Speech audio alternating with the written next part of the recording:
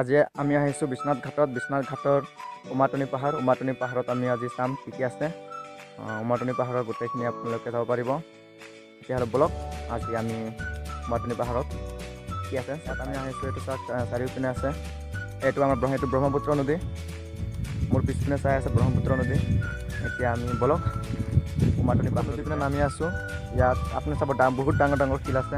আপোনালোকক বিশ্বনাথ ঘাটৰ বৰলা শিল দেখাবলৈ চেষ্টা কৰিম। এতিয়া আমি গৈ আছোঁ।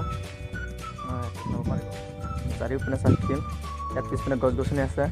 গছ গছনি পিছ চাইডত শিল আছে। মই শিলৰ ওপৰত উঠিছোঁ। ফ্ৰেণ্ডছ, বিশ্বনাথ ঘাটৰ ওপৰত 3টা ব্লগ বনাব চেষ্টা কৰিম, কিয়নো বিশ্বনাথ ঘাটত বহুত ইতিহাস, বহুতো মঠ মন্দিৰ আৰু বহুতো ডাঙৰ শিলৰ আগুৰি আছে।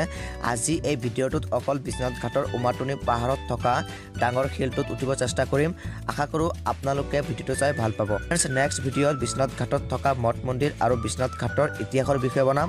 নেক্সট ভিডিঅ'টো চাবৰ কাৰণে এতিয়া চেনেলটোক ছাবস্ক্ৰাইব কৰি কাষত থকা বেল আইকনটো ক্লিক কৰক।